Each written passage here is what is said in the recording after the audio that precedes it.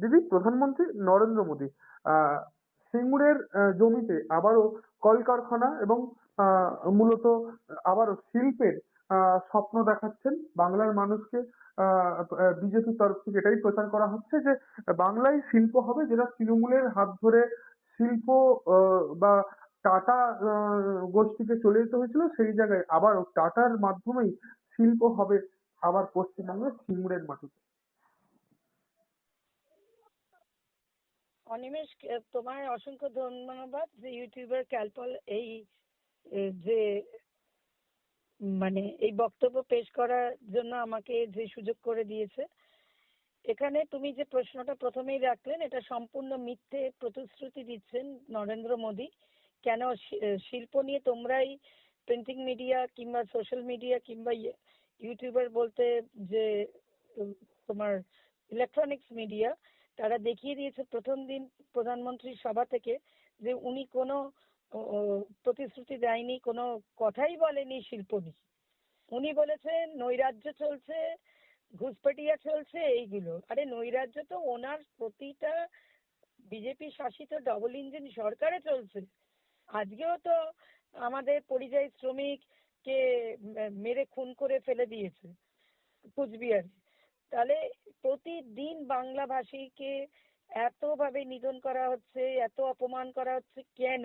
এটা তো আগে কখনো ছিল না। বাংলা কি অন্য স্টেট? আর শিল্প উনি কি করবেন? উনি বাঙালিদেরই তো অপমান করছে।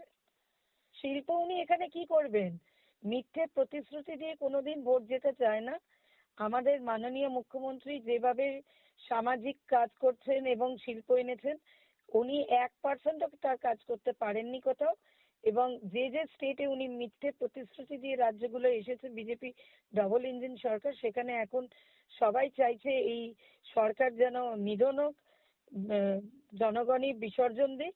আর সেটাই আমাদের বাংলা 2026 ইলেকশনে দেখাবে যে জনগণের জনার্দনের বিসর্জন হবে এই বিজেপি সরকার।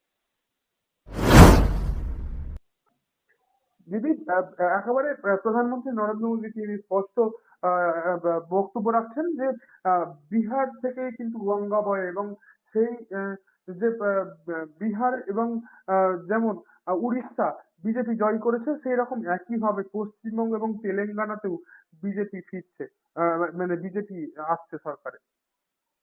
এই মিথ্যে প্রতিশ্রুতি কুৎসা দিয়ে হবে না। মানুষের কাছে কোনো সংগঠন নেই, তাদের বিজেপির কোনো মানুষের সাথে মেশা নেই। দিদি সারাক্ষণ রাস্তায় থেকে লড়াই করেন। অভিষেক বন্দ্যোপাধ্যায় আমাদের সর্বভারতীয় সম্পাদক, তিনিও রাস্তায় থেকে লড়ছেন।